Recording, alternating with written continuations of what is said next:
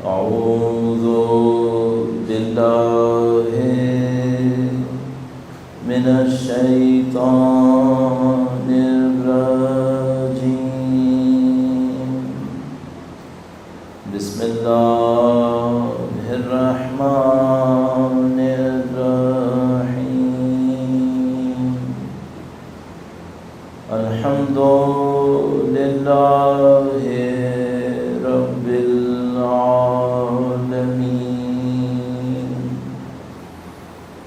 والصلاة والسلام على سيد الأنبياء والمرسلين، حبيب إله العالمين أبي القاسم محمد. صل على محمد وآل محمد وعلى آله الطيبين الطاهرين،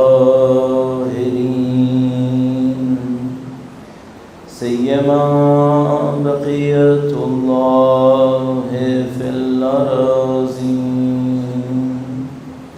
قال الله تعالى في كتابه الكريم: بسم الله الرحمن الرحيم. أم حسبت أن أصحاب الكهف والرقيم كانوا من آياتنا عجبا. درود بھیجو محمد وآل محمد. صلی علی محمد وآل محمد وعجل. پروردگار عالم کا انتہائی لطف و کرم ہے، انتہائی شکر ہے. شب جمعہ پر خدا تعالی نے سید الشہداء کی عزاداری میں بیٹھنے کا موقع نصیب کیا. اس سے بہتر مغفرت کا اور کیا راستہ ہو سکتا ہے؟ خدا تعالی کی برکتوں کو اس سے بہتر کرنے کا راستہ اور کیا بنے گا کہ ہم امام حسین کا ذکر کریں، ان کے غم میں گریہ کریں، تمام مرحومین کے درجات کی بلندی کے لیے، ان کی مغفرت کے لیے، ان کے قبور میں نورانیت کے لیے، ہمارے دلوں میں نورانیت کے لیے انشاءاللہ امام کے ظہور کی تعجیل کے لیے درود بھیجیں. محمد وآل محمد. صلی علی محمد وآل محمد وعجل فرج. میرے خیال میں کسی سے بات کیے بغیر یہ احساس کر رہا ہوں کہ شاید آپ لوگ کافی دیر سے بیٹھے ہو، کیونکہ جس غیر معمولی تھکاوٹ کا اظہار آپ کر رہے ہیں یہ اس کے بغیر ممکن نہیں ہے.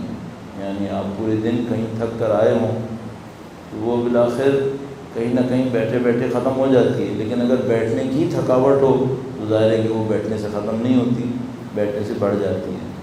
اور اس وقت آپ میں سے اکثر کے چہرے پر جو تھکاوٹ ہے یا تو مجھے دیکھ کر ہے یا پہلے سے ہے، اور اب مجھے وجہ سمجھ میں نہیں آ رہی.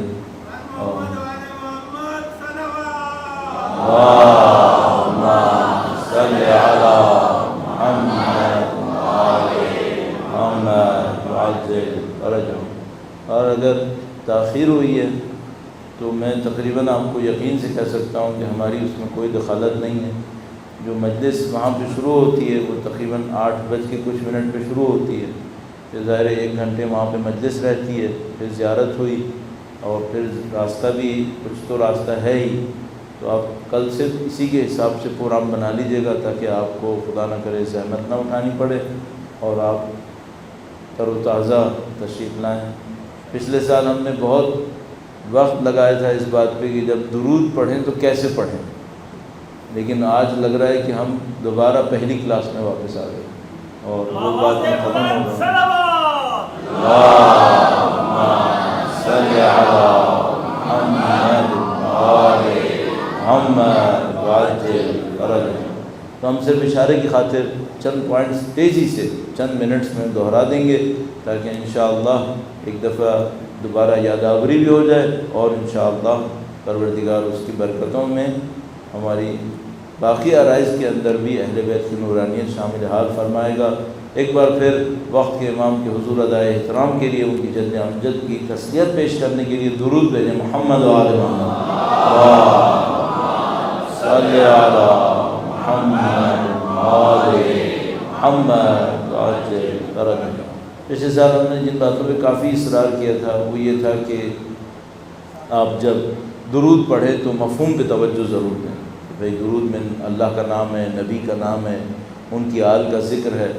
پچھلے سال اسی طریقے سے ہم نے جب فاتحہ کے بارے میں عرض کیا تھا کہ بھئی فاتحہ کو آپ سوچ سمجھ کے پڑھیں، اس کے اندر بہت طاقت ہے۔ اس سال تھوڑا سا فاتحہ کے بارے میں چند جملے اور اضافی عرض کریں گے۔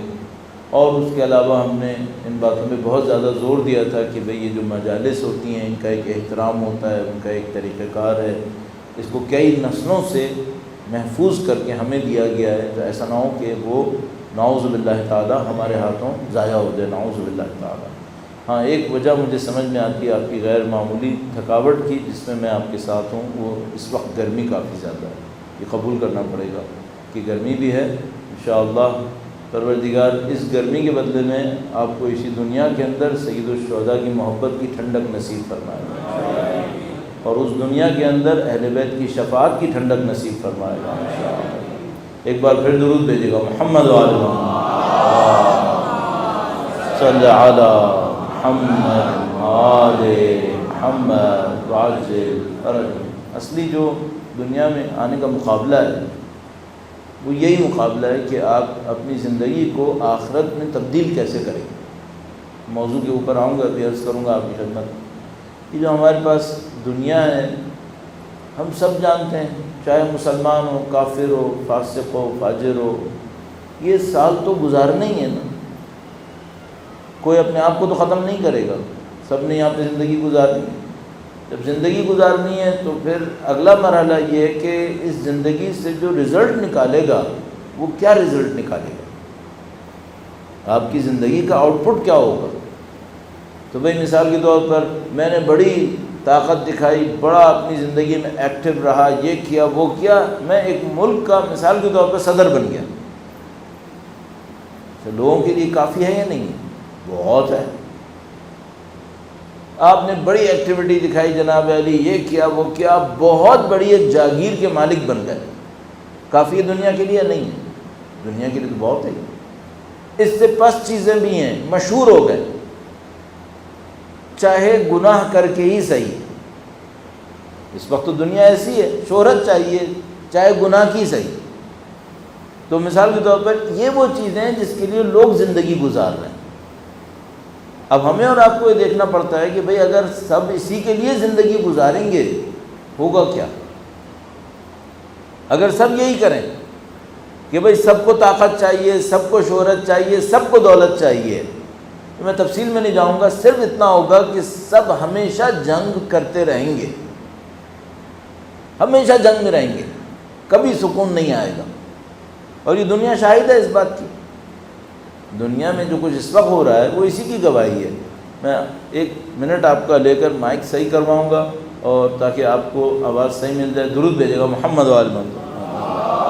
اس کو یہاں پہ جانا ہے، ایگزیکٹ، تھینک یو۔ محمد وعجل فرجہ۔ اصل میں ہم لوگوں کو یہ مائک کا ہی سہارا ہوتا ہے، ورنہ ہماری آواز تو نہیں پہنچے گی، اور اس میں بڑی کمپلیکیشنز ہوتی ہیں، وہ آپ لوگ شاید کم احساس کریں گے، یہ لوگ بہت اچھا سمجھتے ہیں۔ تھوڑا سا اینگل خراب ہونا تو پھر ہمیں ڈبل محنت کرنی پڑتی ہے، ہمارے گلے پہ جو بوجھ آتا ہے وہ ڈبل ہو جاتا ہے۔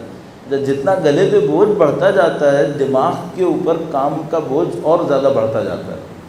تو ابھی ہم لوگ کیا کرتے ہیں کہ جب کچھ بول رہے ہوتے ہیں تو پیچھے سوچ رہے ہوتے ہیں، لیکن اگر ہمیں گلے کے بارے میں سوچنا پڑ جائے کہ آواز کیسے پہنچانی ہے، تو جو دماغ سے سوچ رہے ہوتے ہیں وہ ڈسٹرب ہو جاتا ہے، تو کانٹینٹس کی کوالٹی بھی خراب ہو جاتی ہے۔ تو ایک ذرا سی وجہ سے سب کچھ خراب ہونے لگتا ہے۔ اس خاطر پھر ہم یہ بریک لے لیتے ہیں کہ بھئی اس کو صحیح کر لو تاکہ آگے معاملہ صحیح ہو جائے۔ درود بھیجے گا۔ محمد و آل محمد، محمد و آل محمد وعجل فرجہ۔ ایک بار پھر درود بھیجے گا۔ محمد و آل محمد، اللہم صلی علی محمد و آل محمد وعجل فرجہ۔ تو دنیا میں ہدف کیا ہے؟ دنیا میں ہدف یہ ہے کہ اگر صرف طاقت کے لیے جیے، شہرت اور دولت کے لیے جیے تو سب ایک دوسرے کی گردنیں کاٹتے رہیں گے، 4%، 5% لوگ خوش رہیں گے، باقی سب ناراض رہیں گے ہمیشہ، باقی سب کڑتے رہیں گے۔ کیسے؟ جیسے آج کی دنیا ہے، کتنے فیصد لوگ ہیں جو اپنی دانش میں خوب کامیاب ہیں، اور کتنے فیصد لوگ ہیں جو اس خواب میں زندگی گزار رہے ہیں کہ کبھی تو ہم بھی کامیاب ہوں گے۔ تو دیکھ لیں آپ اطراف میں، دیکھ لیں کیا ہو رہا ہے۔ مشکل سے 4-5% لوگ ہیں جو، اچھا لفظ نہیں ہے لیکن میں کہہ رہا ہوں، عیاشی کر رہے ہیں، اور باقی 90-95% لوگ کیا ہیں، جس کو آپ لوگ کہتے ہیں وہ رول رہے ہیں، مصیبت میں پڑے گئے۔ تو اگر دنیا میں ہدف طاقت ہے، شہرت ہے، دولت ہے، نتیجہ یہ ہے۔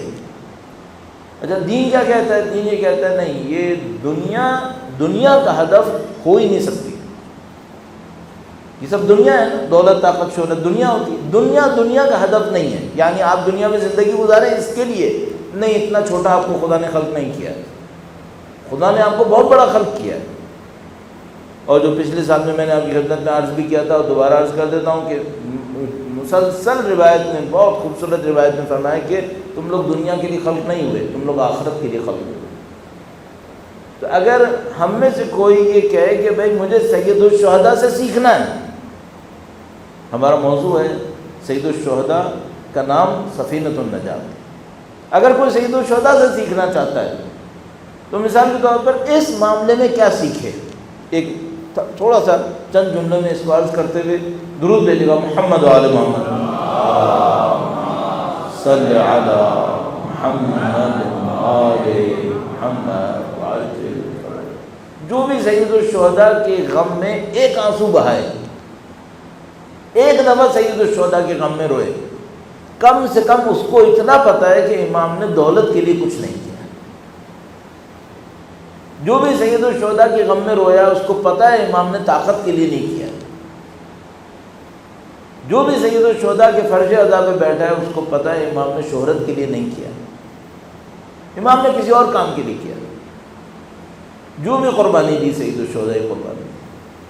اب جیسے میں اور آپ کہتے ہیں بھئی ہم آئیں سید الشہداء سے سیکھنے کے لیے، تو سب سے پہلا کام آپ یہ کر لیں کہ اپنی زندگی میں یہ طے کر لیں کہ بھئی ان کے لیے تو زندگی نہیں گزارنی ہے، اب کس کے لیے زندگی گزارنی ہے، آگے مقصد کیا ہے آپ کا۔ میں نے پہلے دن سے پہلے ہی چند منٹس کے اندر آپ کے سامنے اس ٹاپک کو اس لیے رکھا تھا کہ پیچھے سے کنیکٹ کر دوں کہ ہم یہ ساری باتیں پچھلے سالوں میں کر چکے ہیں آپ سے کہ بھئی آپ زندگی میں اگر ان چیزوں کو ہدف بنائیں گے آپ کی زندگی برباد ہونی ہے، نعوذ باللہ تعالیٰ۔ تو جب آپ ہدف اس کو نہیں بنائیں گے، آپ پہلے یہ انکار کر دیں گے، وہ جو کہتے ہیں نا کہ آپ لا الہ کہو تو بات اللہ پہ آئے گی۔ تو سید الشہداء کی تحریک ہم سے یہ کہتی ہے سب سے پہلے ان پر تم بول دو لا الہ، بعد میں آنا سید الشہداء کے پاس اور پوچھنا کہ آپ جو سفینۃ النجات ہیں آپ مجھے کہاں پہنچانا چاہتے ہیں، آپ جو مصباح الہدی ہیں آپ مجھے کس ہدایت تک پہنچانا چاہتے ہیں۔ لیکن پہلا کام آپ کو کیا کرنا پڑے گا؟ پہلے آپ کو وہ لا الہ کے اندر لانا پڑے گا۔ اچھا اگر خدا نہ کرے نعوذ باللہ تعالیٰ دونوں ساتھ چلے تو کیا ہوگا؟ اگر کسی نے دنیا کو نہ ٹھکرایا اور امام کا بھی نام لیتا رہا تو کیا ہوگا؟ اس کو بھی میں آپ کی خدمت میں عرض کر دیتا ہوں، درود بھیجے گا، محمد و آل محمد صلی علی محمد و آل محمد وعجل فرج۔ شاید میں نے پہلے کبھی آپ کو یہ سنایا ہو، ایک دفعہ ایسا ہوا کہ دعائے ندبہ ہوتی تھی کراچی میں ایک جگہ پہ، دعائے ندبہ میں ہم سے کہا گیا کہ آپ دعا سے پتہ نہیں پہلے یا بعد میں چھوٹی سی تقریر کر دیں دعائے ندبہ کے حوالے سے۔ اس میں ظاہر وقت کے امام کا تذکرہ بھی اور یہ مصائب بھی تھوڑے سے، تو ہم نے وہ مجلس عرض کی وہاں پہ پڑھی اور اس میں ہم نے یہ کہا کہ بھئی جو دعائے ندبہ ہوتی ہے، یہ جو آپ صبح کو 15-20 منٹ بیٹھتے ہیں، یہ صرف اس لیے نہیں بیٹھتے کہ آپ نے 15-20 منٹ ایک دعا پڑھنی ہے معاملہ ختم ہو گیا، یہاں معاملہ ختم نہیں ہوتا ہے، بلکہ یہاں 15-20 منٹ آپ بیٹھتے ہیں، اپنے امام سے کچھ وعدے کرتے ہیں، ان وعدوں کے ساتھ آپ زندگی میں واپس جاتے ہیں، اور پھر پورے ہفتے آپ کو اس کے اوپر محنت کرنی ہوتی ہے کہ جو میں نے خدا سے اپنے وقت کے امام سے وعدہ کیا تھا اس پر عمل کیسے ہوا، اس پہ عمل ہوا یا نہیں ہوا۔ پھر اگلے ہفتے آپ آتے ہیں، دوبارہ دعائیں ندوہ پڑھتے ہیں، تو اس میں دونوں چیزیں آئیں گی کہ بھائی جو پچھلے ہفتے میں نے کیا وہ کیا تھا، اور اب جو اگلے ہفتے کروں گا وہ کیا ہے۔ نماز بھی ایسے ہی، خدا نہ کرے نعوذ باللہ تعالیٰ، اگر آپ یہ دیکھیں نا بعض اوقات ایک انسان نمازی بھی ہے، پرہیزگار بھی ہے، بہت معذرت کے ساتھ مثلا دھوکہ بھی دیتا ہے، کردار کا بھی اچھا نہیں ہے، اپنے اہل خانہ کے لیے بھی اچھا نہیں ہے، تو اس کی وجہ کیا ہوتی ہے؟ وہ نماز سے سیکھتا نہیں ہے۔ وہ نماز پڑھتا ہے، 4 رکعت ظہر، 4 رکعت عصر، فلاں فلاں، اس نے نماز پڑھی، معاملہ ختم کیا، اس نے کچھ نہیں سیکھا کہ اس نماز سے میں نے کیا کیا ہے، کوئی وعدہ کیا ہے خدا سے، کچھ چلنے کے لیے کچھ راستہ سیکھا ہے، کچھ نہیں ہے، اس نے نماز پڑھی، معاملہ ختم ہو گیا۔ خدا یہ نہیں چاہتا۔ آپ دیکھ لو کہیں پر بھی قرآن کریم کے اندر یہ نہیں لکھا کہ آپ سب جانتے ہیں اس بات کو کہ نماز پڑھو، ہر جگہ کیا لکھا ہے؟ قائم کرو، نماز قائم کرو۔ تو بھائی نماز پڑھو کیوں نہیں لکھا؟ ہم لوگ تو اردو میں کہتے ہیں نماز پڑھ لی، وہ کہتے ہیں نماز پڑھ لی، بالکل صحیح کہتا ہے، نماز پڑھ لی پڑھ لی۔ اب اگلا سوال یہ ہے کہ نماز قائم ہو گئی کیا؟ تو اب انسان پوچھے گا بھئی یہ نماز پڑھنا تو چلو سمجھ میں آتا ہے، ایک انسان تکبیرۃ الاحرام کہتا ہے، پھر تشہد اور فلاں فلاں ارکان پڑھتا ہے، نماز پڑھ لیتا ہے، یہ نماز قائم کیسے ہوتی ہے؟ نماز کا قیام کیسے ہوتا ہے؟ تو بالکل ایک لفظ میں اگر کوئی شخص نماز قائم کرے تو اس کا مطلب کیا ہے؟ یہ اس نماز سے لے کے اگلی نماز تک اللہ کا بندہ ہوگا۔ کیوں؟ اس نے کہا تھا ایاک نعبد، اس نے کہا تھا میں اللہ کا بندہ ہوں، تو اگر اس نے واقعا نماز قائم کی تو اس نماز سے لے کر اگلی نماز تک اللہ کا بندہ ہوگا، اور اگر اس نے نماز قائم نہیں کی، صرف نماز پڑھی ہے، تو کیا ہوگا؟ یہ ابھی نماز پڑھے گا، اس کے بعد جا کے اپنے نفس کی بندگی کرے گا، اپنی خواہشات کی بندگی کرے گا، دوسرے بندوں کے لیے زندگی گزارے گا، اللہ کی بندگی نہیں کرے گا۔ کیوں؟ اس نے نماز قائم نہیں کی ہے۔ بالکل یہی معاملہ عزاداری میں ہمارا ہے، بالکل یہی معاملہ ایسا ہے۔ تو مثال کے طور پر خدا نہ کرے نعوذ باللہ تعالیٰ ابھی ہم نے دنیا کو ریجیکٹ نہیں کیا اور سید الشہداء کے پاس آئے، عزاداری کی اور پھر واپس چلے گئے نعوذ باللہ تعالیٰ پھر دنیا کے پیچھے، اس کا مطلب کیا ہے؟ ہم عزادار بنے ہیں، حسینی نہیں بنے ہیں، ابھی حسینی نہیں ہوئے۔ اگر حسینی ہوتے تو کیا ہوتا؟ حسینی ہوتے تو امام حسین سے سیکھتے کہ بھائی مجھے حسینی کیسے بننا ہے، سید الشہداء کے راستے پہ کیسے چلنا ہے۔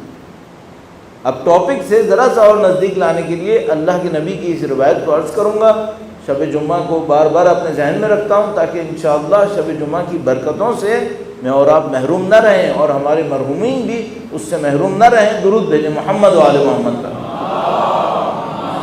صلی علی محمد وآل محمد وعجل فرجهم۔ ان الحسین مصباح الہدی وسفینۃ النجات۔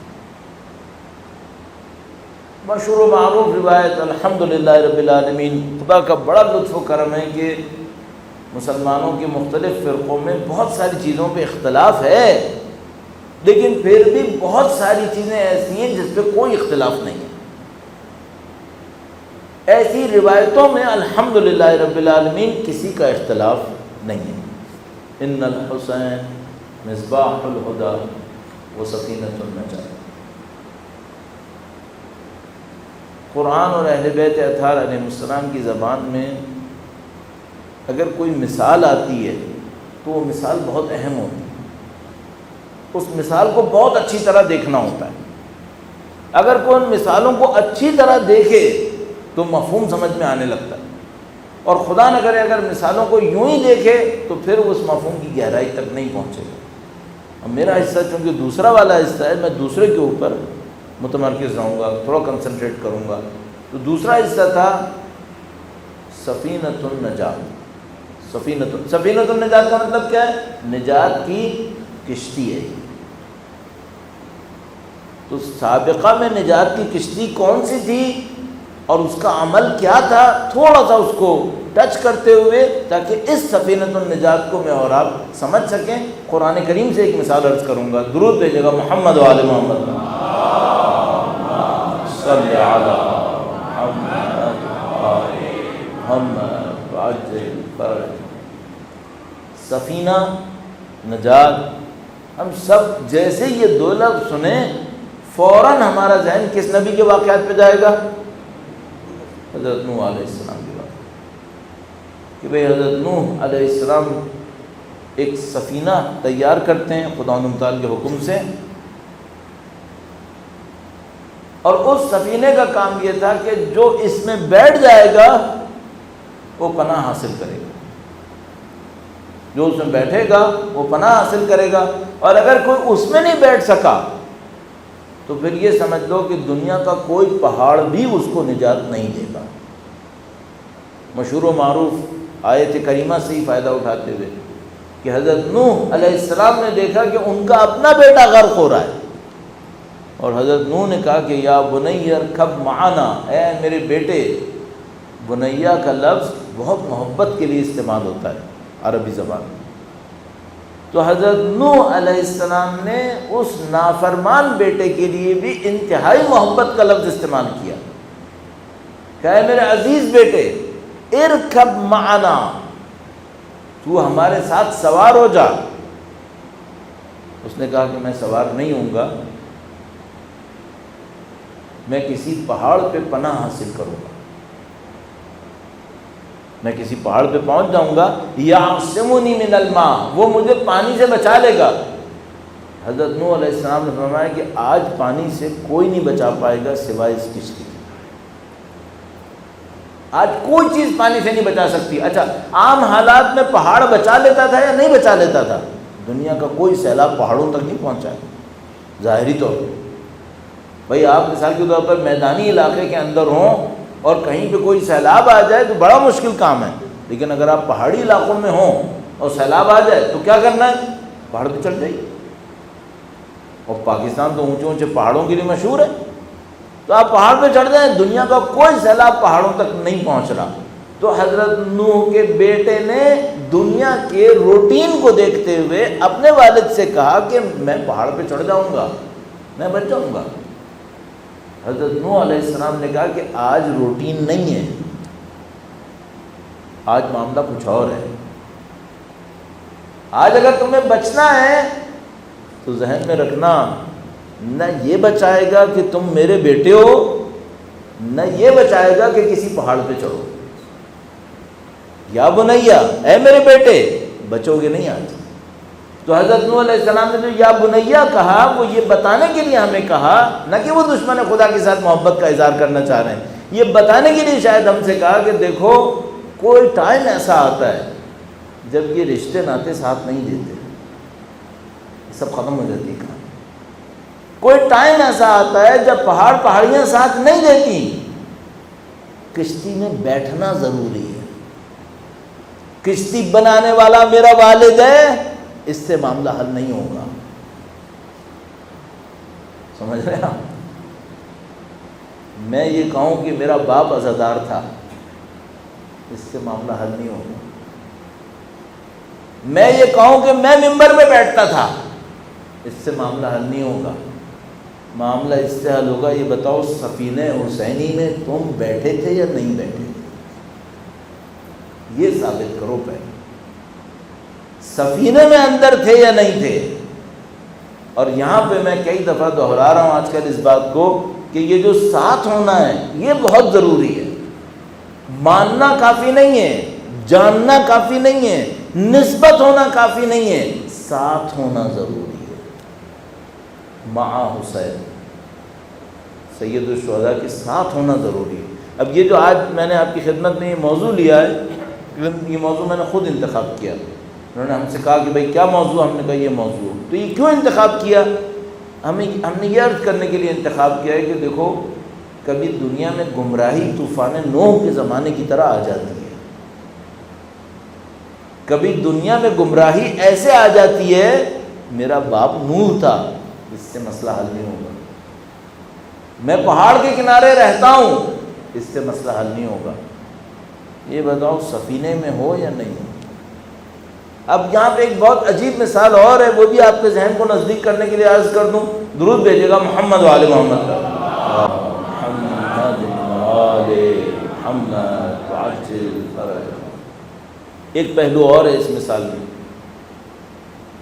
ابھی فرض کر لیجئے آپ اس مثال میں صرف اتنا غور کریں، پانی کی طاقت سوچیں، پانی کی طاقت۔ اچھا آپ لوگوں نے پنڈی میں رہتے ہوئے پانی کی طاقت نہیں دیکھی ہوگی، طے شدہ بات ہے۔ کراچی والے کو ایک بینیفٹ یہ ہوتا ہے کہ اس نے پانی کی طاقت دیکھی ہوتی ہے، یا اگر کہیں رہنے کی وجہ سے کسی نے دیکھی ہوگی تو گلگت بلتستان میں کسی نے پانی کی طاقت دیکھی ہوگی۔ جب کہتے ہیں پانی کی طاقت تو اس کا مطلب کیا ہوتا ہے؟ آپ نے بھی ظاہر ہے وہاں جا کے دیکھ لیا ہوگا۔ جب میں آپ سے ایک سوال پوچھتا ہوں، یہ سفینہ کس چیز کا بنا ہوا تھا؟ لکڑی کا تھا، لکڑی کا تھا، کچھ کیلیں بھی تھیں لیکن شاید کیلیں بھی لکڑی کی ہی تھیں، لکڑی کا تھا یہ۔ اچھا جب پانی کی طاقت ہوتی ہے، اور گلگت بلتستان تو مشہور ہے، میں جب پہلی دفعہ گلگت بلتستان کا جا رہا تھا تو وہاں پر وہیں کے ایک رہنے والے، پورے گھرانے کے ساتھ جا رہا تھا اپنی فیملی کو لے کر، تو رہنے والے ایک وہاں پہ کراچی میں رہتے تھے، انہوں نے مجھ سے کہا کہ تم جو سب کو لے کے جا رہے ہو اور بائی ایئر کا ٹکٹ نہیں مل پایا تھا، جہاز نہیں مل پایا تھا، بائی روڈ جانا پڑا تھا، تو انہوں نے کہا تم سب کو لے کے جا رہے ہو، بائی روڈ جا رہے ہو، تو یہاں ہر سال ایک بس گرتی ہے دریا میں، اور اگر دریا میں بس گرتی ہے تو آج تک بس کا ڈھانچہ بھی نہیں ملا ہے، بندے تو دور کی بات ہے۔ تو میں نے ان سے یہی کہا تھا کہ اس سال والی گر چکی ہے، پرواہ نہیں کریں، کچھ نہیں ہونے والا۔ پانی کی طاقت اتنی زیادہ ہوتی ہے، بس کا ڈھانچہ نہیں ملتا ہے۔ اس چھوٹے سے پانی میں جو عذاب الہی پہ نہیں آیا تھا، روٹین کا پانی تھا، اس میں لکڑی بچے گی؟ برا وقت آئے نہیں بچے گی، ہاں معمولی وقت تو بچ جائے گی، کشتیاں چلتی ہیں، سب چلتا ہے، لیکن اگر برا وقت آئے تو برے وقت میں تو بھائی ٹائٹینک بھی ڈوب جاتا ہے۔ اچھا برے وقت میں بھی پہاڑ بچتا ہے یا نہیں بچتا ہے؟ بھائی ماؤنٹ ایوریسٹ کو آج تک کوئی سیلاب ہلا نہیں سکا،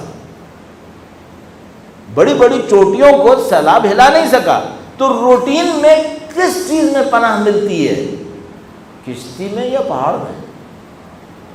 روٹین میں دیکھو تو پہاڑ میں پناہ ملتی ہے، لیکن خدا یہ کہہ رہا ہے یہ طاقت میری ہے کہ آج پناہ کس میں رکھوں گا،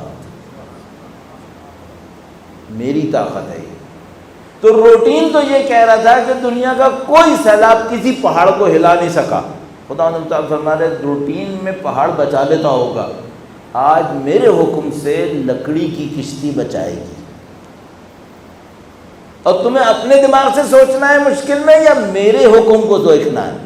تم کو میرے حکم کو دیکھنا ہے۔ اگر کسی کو مشکل میں نجات چاہیے، گمراہی میں نجات چاہیے، پہاڑ نہیں بچائے گا۔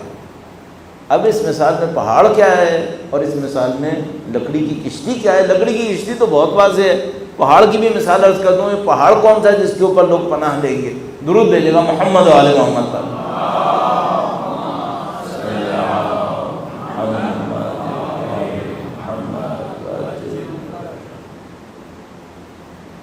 لوگ سمجھیں گے کہ شاید ہمیں ہمارے اعمال بچائیں گے،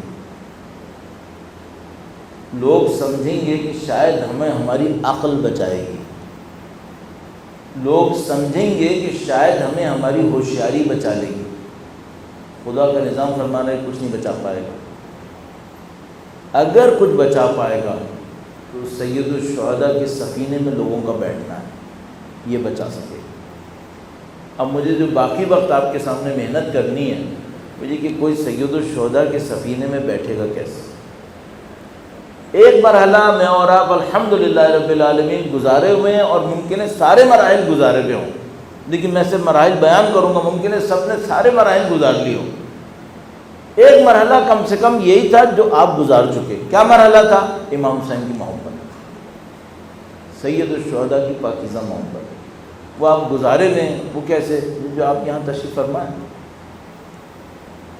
اس کے علاوہ کس محبت میں یہاں پر آئے ہیں؟ اس کے علاوہ تو کچھ بھی نہیں ہے۔ جس چیز میں آپ یہاں پہ تشریف لائے وہ سید الشہداء کی ایک پاکیزہ محبت ہے، الحمدللہ رب العالمین، وہ آپ کے ہاتھ میں ہے۔ اب اگلا مرحلہ کیا ہے؟ اس سید الشہداء کی محبت کو آپ کے عمل کے اندر ٹرانسلیٹ ہونا ہے، عمل کے اندر ترجمہ ہونا ہے۔ اس کو کیسے کرنا ہے؟ اس کو میں نے آپ کی خدمت میں چند منٹس میں اور چند پوائنٹس کے ذریعے سے عرض کرنا ہے کہ بھئی یہ جو حسینی بننے کا عمل ہے یہ کیسے انجام پاتا ہے۔ الحمدللہ رب العالمین، اس محبت کے ساتھ جو آپ کے دلوں میں ہے اور اس خلوص کے ساتھ جو آپ کے دلوں میں ہے، انشاءاللہ یہ حسینی بننے کا عمل خداوند متعال ہمیں اور آپ کو نصیب فرمائے گا۔ ایک بار پھر درود بھیجے گا، محمد و آل محمد صلی علی محمد و آل محمد وعجل فرج۔ مشہور روایت سے، بہت مشہور روایت سے شروع کرتے ہیں۔ شب جمعہ میرے ذہن میں بار بار رہتا ہے، شب عاشور سید الشہداء نے کیا فرمایا؟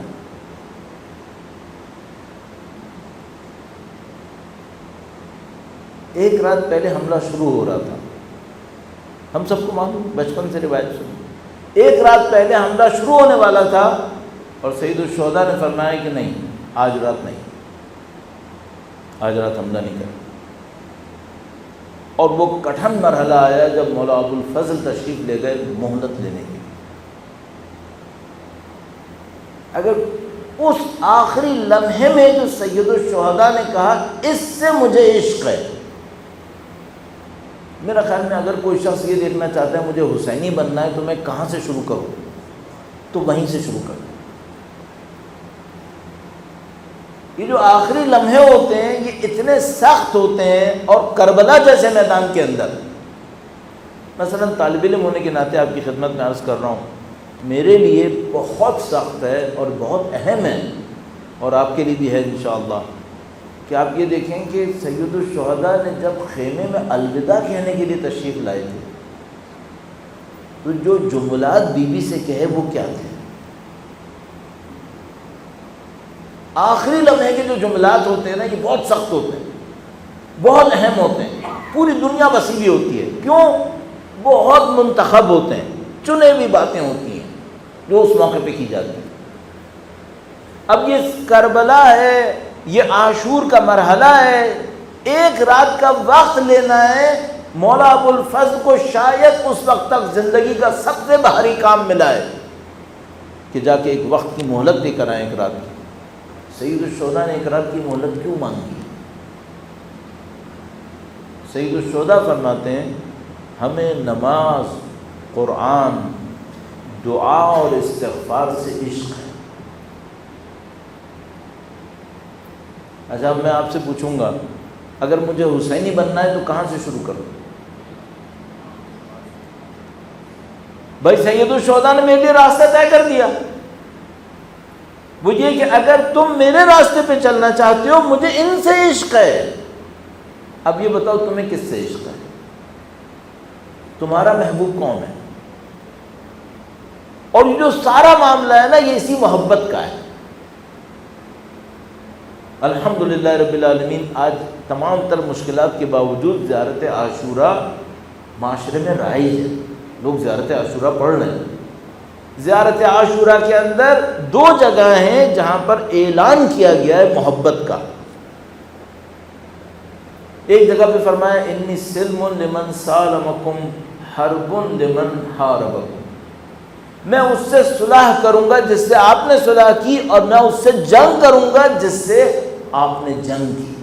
یہ محبت کا ایک اعلان ہے نا کہ بھئی آپ کی صلح میری صلح، آپ کی جنگ میری جنگ، لیکن محبت کا لفظ نہیں آیا یہاں،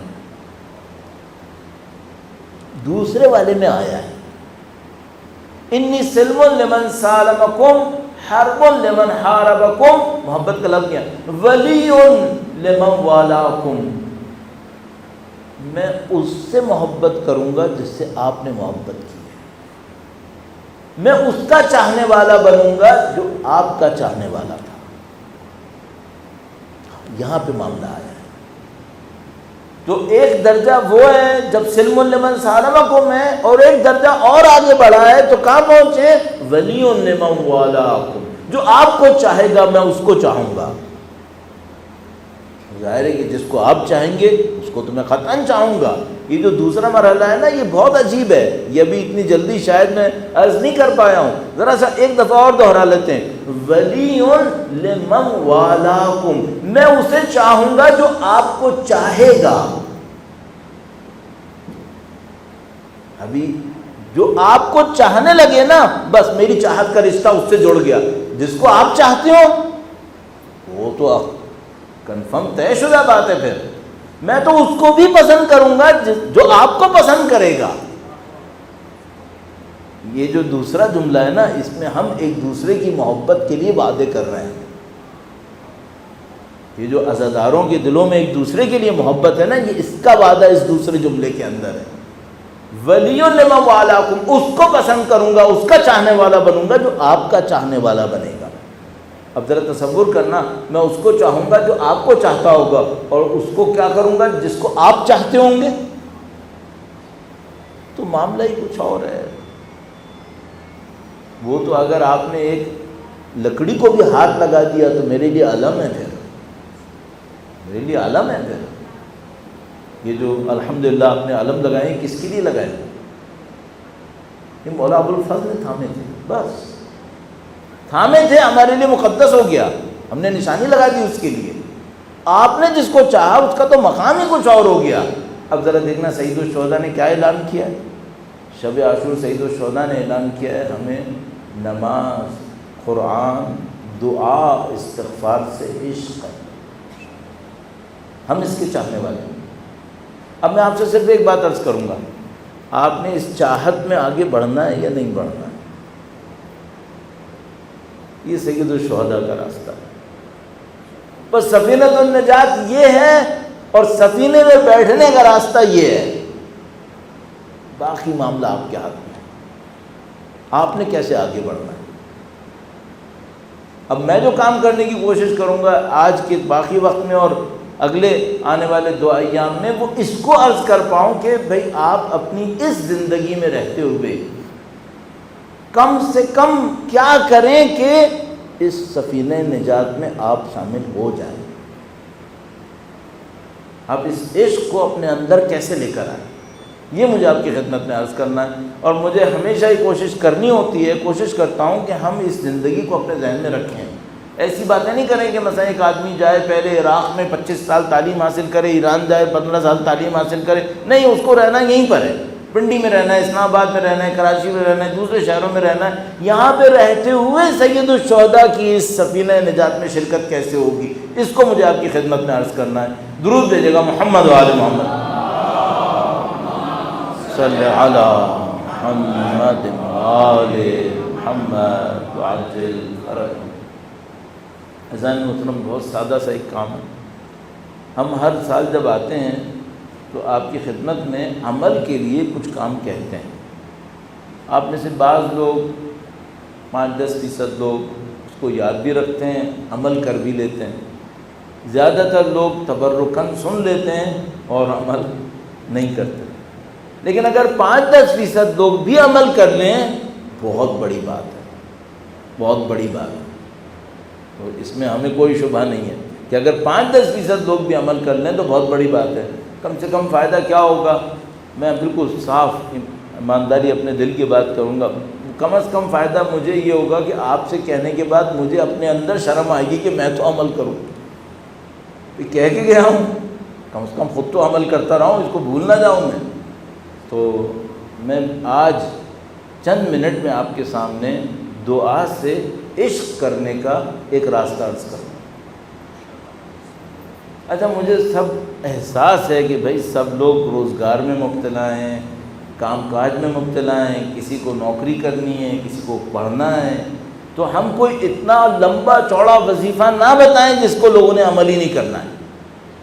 وظیفے تو بہت ہیں، پھر یہ بھی کر لو، وہ بھی کر لو، کوئی ایسی بات کہیں کہ جس پہ عمل کرنا ہی دشوار ہو جائے۔ تو وہ ایسی کوئی بات نہیں کرنی. کوئی ایسی بات کرنی ہے کہ جو دعا کی روح تک بات پہنچا دے اور تھوڑے وقت میں بھی ہو جائے، کسی طرح تھوڑے وقت میں بھی ہو جائے. تو انشاءاللہ اس کو آپ کی خدمت میں چند منٹس میں عرض کروں گا اور آپ کی زحمت تمام کروں گا. درود بھیجے گا محمد و آل محمد.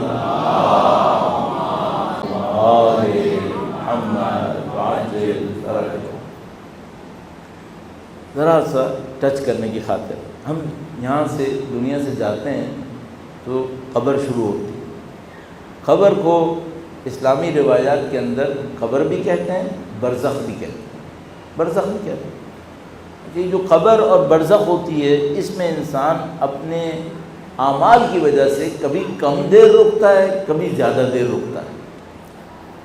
اگر بہت برا ہو تو قبر میں زیادہ دیر نہیں لگتی، سیدھا محشر میں جاتا ہے، معاملہ خراب ہوا ہے، جہنم. اگر بہت اچھا ہو برزخ میں زیادہ دیر نہیں لگتی، معاملہ بہت اچھا ہے، سیدھا محشر میں جاتا ہے، سیدھا جنت میں، معاملہ ختم. عام لوگوں کے لیے جن کا ایمان بچا ہوا ہے ابھی، ان کو برزخ میں تھوڑا ٹائم لگتا ہے، ان کو تھوڑا ٹائم لگتا ہے.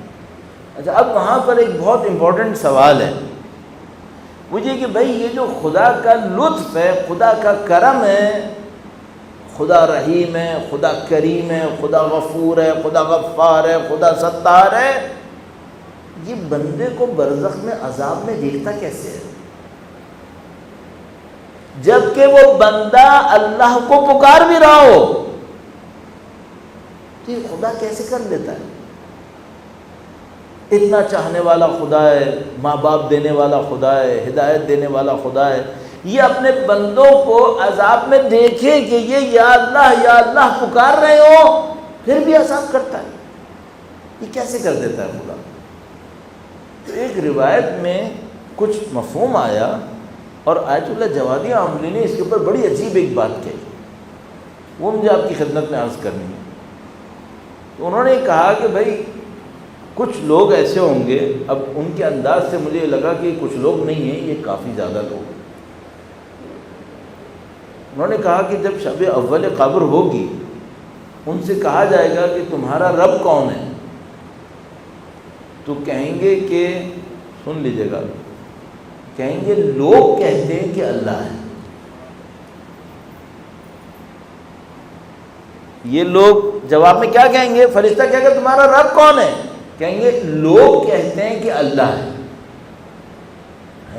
اب مجھے یہ سمجھ میں نہیں آیا کہ بھئی یا کہے کہ اللہ ہے، یا کہے کہ اللہ نعوذ باللہ تعالیٰ نہیں ہے، کچھ اور نام لے. یہ کیا کہہ رہا ہے؟ یہ لوگ کہیں گے کہ اللہ ہے. اچھا، یہ میں آپ کو پچھلے سالوں میں عرض کر چکا ہوں کہ قبر کے اندر زبان سے بات نہیں چلتی ہے، قبر کے اندر عمل چلتا ہے سارا. یہ جو جتنے بولنے بالنے والی باتیں ہوتی ہیں نا، فرشتے نے یہ پوچھا جواب یہ ملا، یہ جواب زبان سے نہیں ہوتا ہے، یہ دنیا کا عمل ہوتا ہے جو جواب بن رہا ہوتا ہے. تو اب مثلا یہ کہہ رہا ہے لوگ کہتے ہیں کہ اللہ ہے، تو کہیں گے جواب قبول نہیں ہے اس طرح. پھر وہ پوچھیں گے اچھا یہ بتاؤ رسول کون ہے؟ تو وہ بولے گا لوگ کہتے ہیں کہ نبی کا نام. یہ کیوں ہے؟ اس کی وجہ یہ ہے کہ یہ بندہ معاشرے میں سب لوگ کہہ رہے تھے لا الہ الا اللہ، یہ بھی کہتا تھا لا الہ الا اللہ. کیوں کہتا تھا؟ چونکہ لوگ کہہ رہے تھے. سب لوگ کہہ رہے تھے نبی کا نام رسول اللہ، یہ بھی کہتا تھا نبی کا نام رسول اللہ. کیوں کہتا تھا؟ چونکہ لوگ کہہ رہے تھے. اب جب فرشتے اس سے پوچھ رہے ہیں بھئی اللہ کون ہے، تو کہہ رہے ہیں لوگ کہتے ہیں کہ اللہ ہے. یہ جو تم کہتے تھے اشہد ان لا الہ الا اللہ، یہ کیا تھا؟ یہ اس وجہ سے کہہ رہا تھا چونکہ سب لوگ یہ کہہ رہے تھے. یہ جو برزخ کا معاملہ بڑا سنگین ہے. آپ کو جو جواب دینا ہے وہ دینا ہے جس کا جو آپ کی پریکٹس ہے، جو آپ کا عمل ہے. اب یہاں پہ ایک معاملہ ہے کہ بھئی اگر کوئی شخص برزخ میں خدا کو پکار رہا ہو تو خدا پھر بھی اس کو عذاب کر رہا ہے، یہ ہو سکتا ہے کیا؟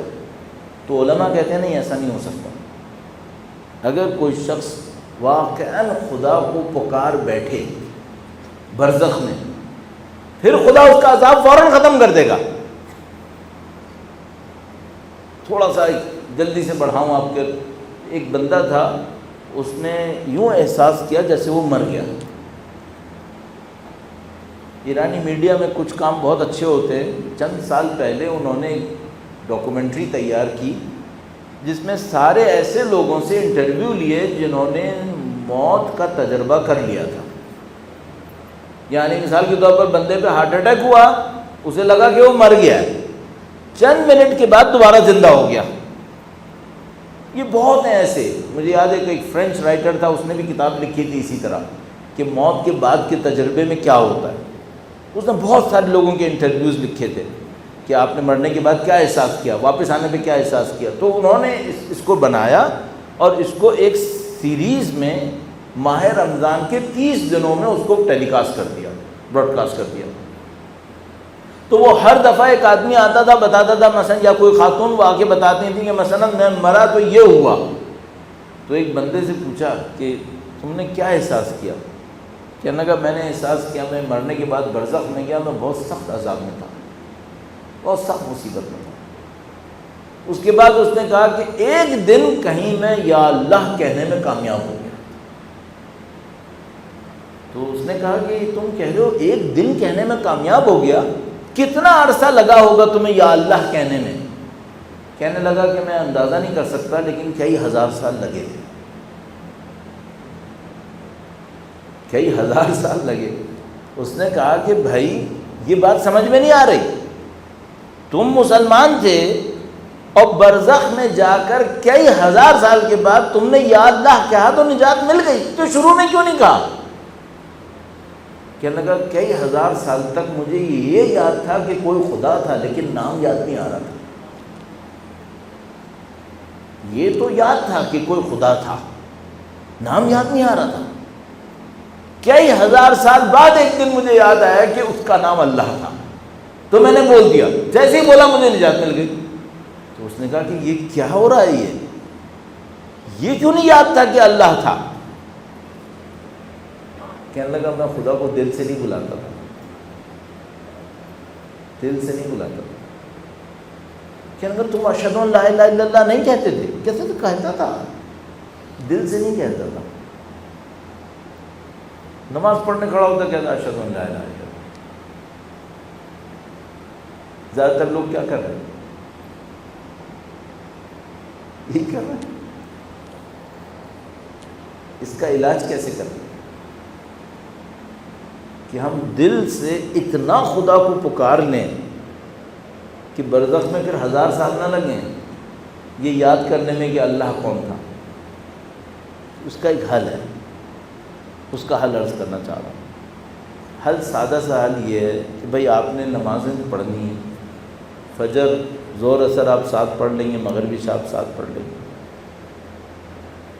تینوں ان اوقات میں نماز, تسبیح سب کچھ پڑھنے کے بعد ایک سادہ سا کام کریں, اپنی جتنی توجہ جمع کر سکتے ہیں خدا کے لیے ساری توجہ جمع کریں, پوری جتنی آپ کی کنسنٹریشن ہے جمع کریں. 10 مرتبہ یا اللہ کہیں, 10 مرتبہ یا اللہ کہیں. اس 10 مرتبہ یا اللہ کو اتنی طاقت سے کہیں کہ آپ کی آنکھوں میں آنسو آ جائے. دیکھو جو آنکھوں میں آنسو آتے ہیں نا, یہ صرف دل سے ہی آتے ہیں, مصنوعی نہیں آتے. یہ جو ہمارے پاس بڑی روایتیں ہیں نا کہ آنکھ سے آنسو گرا امام حسین کی یاد میں, تو قیمت کتنی ہے, کیونکہ یہ مفت میں نہیں آتے.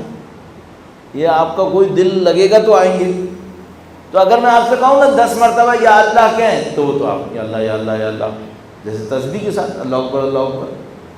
تو میں آپ سے کہہ رہا ہوں نہیں, 10 مرتبہ صرف یا اللہ نہیں کہنا ہے, 10 مرتبہ یا اللہ اتنی توجہ سے کہنا ہے کہ آنکھوں میں آنسو آ جائے. اچھا ممکن ہے کوئی مجھ سے کہے مولانا اگر ایک دفعہ ہم نے 10 دفعہ کہا اور نہیں آئے آنکھوں میں آنسو, کوئی بات نہیں, رک جاؤ, رک جاؤ اور خدا سے کہو خدا ہے میں آنسو بہائے بغیر نہیں جاؤں گا, میں تجھے یاد کیے بغیر نہیں جاؤں گا یہاں سے. آنسو بہا کے جاؤں گا. پھر دوبارہ یا اللہ 10 دفعہ کہا نہیں آنسو آئے، کہو خدا سے خدایا میرے گناہ ہے نا جو رکاوٹ بنے،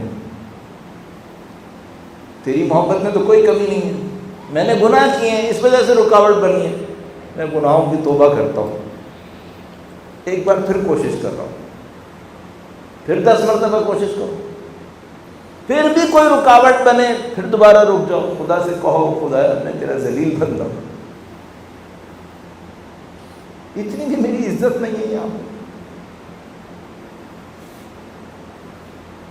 اتنا گڑ گڑاؤ کہ آنسو آ جائے، تھوڑا سا بھی آنسو آئے نا تو خدا سے کہو خدایا میں آج اس وعدے کے ساتھ اٹھ رہا ہوں کہ آج تو نے مجھے اتنی سی نعمت دے دی ہے، اگلی دفعہ 10 دفعہ پکاروں مجھے زیادہ نعمت دے دی، زیادہ نعمت. میں آپ کو طالب علم ہونے کے ناطے جس کی عمر گزر گئی اس طالب علمی کے اندر 84 سے اب تک کتنے سال گزر گئے، گارنٹی سے کہہ رہا ہوں کہ اگر آپ نے اس نسخے پہ عمل کر لیا نا آپ برزخ میں اکیلے نہیں ہوں گے، آپ برزخ میں اکیلے نہیں ہوں گے، اللہ کی ہدایت آپ کے ساتھ رہے گی. اور بس جب آپ کو یہ کرنا ہو نا، جب آپ یا اللہ پکارنے لگیں، خدا نہ کرے پکاریں نہیں کوئی آنسو آئے، تو پھر ایک اور طریقہ عرض کرتا ہوں، بڑا عجیب معاملہ ہے، ذرا سا رک کر امام حسین کی غم میں رو لے. کبھی دل دیکھو نا سخت ہو رہا ہے، عبادتوں کا دل نہیں چاہ رہا ہے، دعا کا دل نہیں چاہ رہا ہے، تھوڑی سی دیر رک کے امام حسین کے غم میں دل لگا. اللہ کو حسین کے غم میں رونے والے بہت پسند ہیں، بہت پسند ہے خدا، پھر تو توجہ کرے گا ہی کرے گا. اگر کبھی دیکھو اس مشکل میں ہو، اصل لوگ عجیب نسخہ بیان کرتے ہیں، کہتے ہیں اگر کسی کو وقت کے امام کی خدمت میں پہنچنا ہے تو صبح شام امام حسین پہ روئے، کیونکہ وقت کے امام نے وزارت ناحیہ میں لکھا تھا کہ اے میرے جد امجد میں آپ کی یاد میں صبح شام خون کے آنسو روتا ہوں. مولا وقت کے امام تو خون کے آنسو روتے ہیں، تو اگر کسی کو وقت کے امام کے ساتھ چلنا ہے تو وہ صبح شام امام حسین کی یاد میں روئے. یہ محرم کے ایام بہت قیمتی ہیں، یہ ماہ صفر کے ایام بہت قیمتی ہیں، جب یہ ایام ختم بھی ہو جائیں تو آپ صبح شام رونے کی سنت کو ختم مت کیجیے گا، زیارتوں میں رو لیا کریں، نماز کے بعد زیارتیں پڑھنے لگے نا اور کہ السلام علیکم یا باپ اسلام، آنسو بہا دیا کریں. آپ کو یہ عمل وقت کے امام کے نزدیک لے جائے گا، اتنا پسند ہے خدا کو. یہ جو ہم لوگ زیارتیں کرتے ہیں نا بہت تیزی سے کرتے ہیں، اگر ذرا سکون سے کریں زیارتوں میں پتہ نہیں کیا کچھ مل جائے ہمیں. مجھے سمجھ میں نہیں آتا بہرحال ہم لوگوں نے زیارتوں میں کیوں چوتھے امام کو شامل نہیں کیا ہوا، کیوں نہیں کرتے. بہرحال جب بھی آپ زیارت پڑھیں زیارتوں میں سید الشہداء پہ رو لیا کریں تاکہ انشاءاللہ مستقل سید الشہداء کی یاد میں رہنا ہمیں اور آپ کو وقت کے امام سے نزدیک کر دے. شب جمعہ ہے، مجھے مسائل اس طرح پڑھنے نہیں آتے جس طرح آپ لوگوں کو سننے کی عادت ہوگی، لیکن میں کوشش یہ کرتا ہوں اپنا دل کھول کے امام حسین کے سامنے رکھوں، امام حسین کے سامنے رکھوں. قوم میرے مولا آپ میرے دل میں جھانک کے دیکھیں میرے دل میں آپ کے لیے غم ہے یا نہیں، اس غم کو ہم سے قبول کر لیں. آپ سے بھی یہی عرض کروں گا، ابھی میں چند جملے مسائل کے پڑھوں گا نا، آپ چاہے مجھے سنیں یا نہ سنیں، بس امام حسین اور اپنے دلوں کے اندر ایک رابطہ بنا لیں اور سید الشہداء سے کہیں خدا مولا ہمارے دلوں کو دیکھیں ہمارے دل میں غم ہے یا نہیں. کون سے مسائل آپ کی خدمت میں عرض کروں عزیزوں. میں اگر اپنی طرف سے کچھ دیکھنے کی کوشش کرتا ہوں تو مجھے جو سب سے عجیب جگہ نظر آتی ہے، ایک مصائب میں جو میں بھی پڑھ کر آیا ہوں، مولا علی اصغر کے مصائب میں نے پڑھے تھے، لیکن آج اگر میری اپنی کوئی پسند کی بات کہے کہ مثلا تمہیں کس کے مصائب پڑھنا بہت اچھا لگتا ہے، اچھا ہے علی سلمان سے میرا دل امام حسین کی طرف پڑھتا ہے، تو مجھے وہ وقت بہت سخت لگتا ہے جب امام حسین علی اکبر کو الوداع کر رہے ہیں۔ شاید اس وجہ سے کہ میں عمر میں تھوڑا بوڑھا ہو گیا ہوں، مجھے سمجھ میں آتا ہے کہ اگر جوان ہاتھ سے جاتا ہے تو کیا ہوتا ہے۔ بس اس وقت کو سوچو جب مولا سید الشہداء علی اکبر کے سامنے کھڑے، علی اکبر الوداع کرنے آئے، عجیب معاملہ تھا۔ اگر امام حسین کے رشتہ داروں میں سے کوئی الوداع کرنے آتا تھا، سید الشہداء کے آبان و انصار میں کوئی الوداع کرنے آتا تھا، تو امام حسین ایک مرتبہ کہتے تھے مت جاؤ، لیکن جب علی اکبر الوداع کرنے آئے تو نہیں کہا بیٹا مت جاؤ، اپنے بیٹے کو خود بھیجا۔ مولا علی اکبر چلے تو گئے، میں تفصیلی مسائل نہیں پڑھ پاؤں گا، میرے اندر طاقت ہی نہیں ہے، مجھے طریقہ بھی نہیں آتا، لیکن بس اگر 2-3 روایتیں عرض کروں تو راوی بیان کرتے ہیں، کہتے ہیں جب علی اکبر چل رہے تھے تو دیکھا بوڑھا باپ پیچھے پیچھے آ رہا ہے۔ علی اکبر نے موڑا پیچھے مڑ کر کہا بابا آپ نے تو الوداع کر دیا تھا۔ تو بس روایتیں عرض کروں گا، باقی میں منظر کشی نہیں کر پاؤں گا۔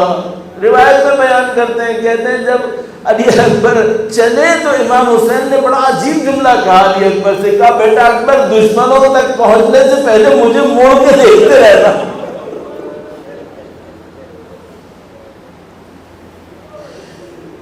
یہ بڑی عجیب بات تھی، امام حسین علی اکبر کے رخ انور کو دیکھنا چاہ رہے تھے۔ مولا علی اکبر جو چلے، مجھے نہیں یاد سید الشہداء نے کسی اور کے جانے پر یہ کیا ہو، میرا نہیں خیال روایتوں میں کہیں پر بھی ہے۔ سید الشہداء نے دونوں ہاتھوں کو بلند کیا اور خدا سے کہا خدا تو جانتا ہے میں کسے دیکھ رہا ہوں، تو دیکھ رہا ہے میں اپنی کمائی بھیج رہا ہوں، بلایا میرا بیٹا علی اکبر جا رہا ہے، اشبہ الناس خلقا و خلقا برسول اللہ، جو رسول سے سب سے زیادہ شبیہ ہے میں اس کو بھیج رہا ہوں۔